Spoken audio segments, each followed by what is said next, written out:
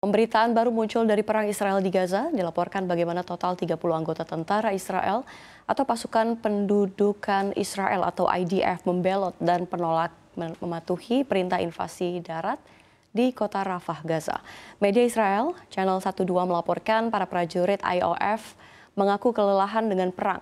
Para prajurit mengibarkan bendera putih tidak mampu melanjutkan pertempuran yang hampir 7 bulan berlangsung. Terlebih pasukan dari Kompi Pasukan Terjun Payung Cadangan yang tergabung dalam Brigade Pasukan Terjun Payung Reguler dilaporkan menerima perintah untuk mempersiapkan aksi di Rafah. Mereka kemudian memberitahu atasan mereka bahwa mereka tidak akan datang karena mereka tidak lagi mampu melakukannya. Pejabat Angkatan Darat Israel sendiri sudah mengatakan mereka tidak akan memaksa personel cadangan untuk ikut serta dalam invasi. Namun penolakan mereka dikatakan sebagai indikasi jelas berkurangnya pasukan cadangan setelah pertempuran berbulan-bulan. Sementara itu mantan Kepala Direktorat Operasi IOF Israel, Ziv menyatakan penolakan terhadap serangan militer apapun di Rafah wajar di tengah tidak adanya rencana tata kelola pasca operasi. Dia bahkan mengklaim itu sama saja operasi bunuh diri.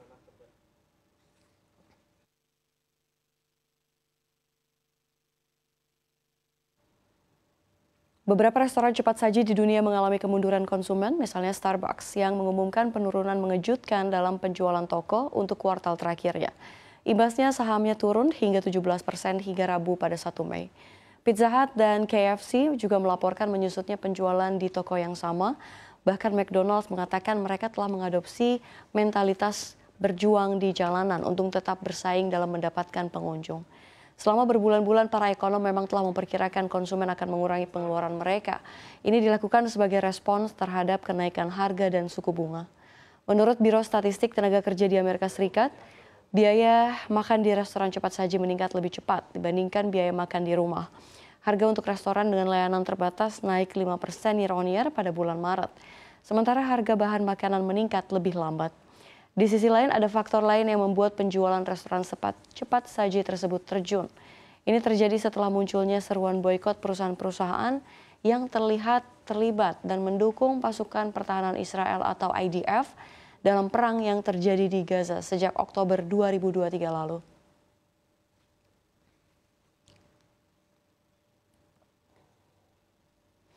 Beralih ke informasi lainnya, pendiri Microsoft sekaligus filantropis kawakan Bill Gates kembali berbicara fakta baru soal pendorong kiamat di bumi dan juga sempat menyebut soal Indonesia.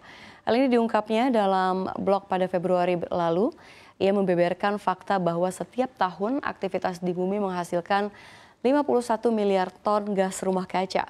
Sebanyak 7% berasal dari produksi lemak dan minyak, dari hewan dan juga tumbuhan. Menurutnya untuk memerangi perubahan iklim, maka warga bumi harus mengubah angka tersebut ke 0. Gates pun menyoroti faktor yang menciptakan dampak lebih besar, yakni minyak sawit. Gates menegaskan bahwa masalah pada minyak sawit bukan soal penggunaannya, tetapi bagaimana proses menghasilkannya. Mayoritas jenis sawit asli jenis Afrika Barat dan Tengah tidak tumbuh di banyak wilayah. Pohon itu hanya tumbuh subur di tempat-tempat yang dilewati garis khatulistiwa.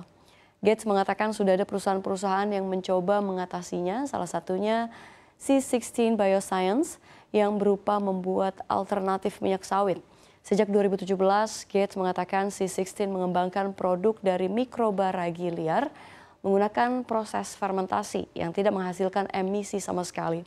Meski secara kimiawi berbeda dari minyak sawit konvensional, namun minyak C16 mengandung asam lemak yang sama, sehingga dapat digunakan untuk aplikasi serupa.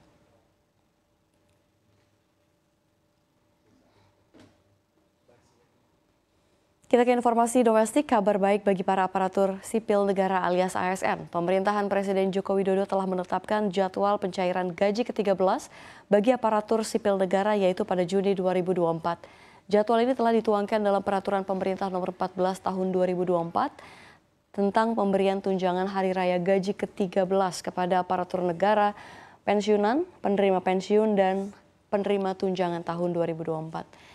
Dalam belait yang diteken Jokowi pada 13 Maret lalu, besaran gaji ke-13 PNS pada tahun ini diberikan dalam paket lengkap yang terdiri dari 5 komponen pendapatan PNS, yaitu gaji pokok, tunjangan keluarga, tunjangan pangan, tunjangan jabatan atau tunjangan umum, serta tunjangan kinerja.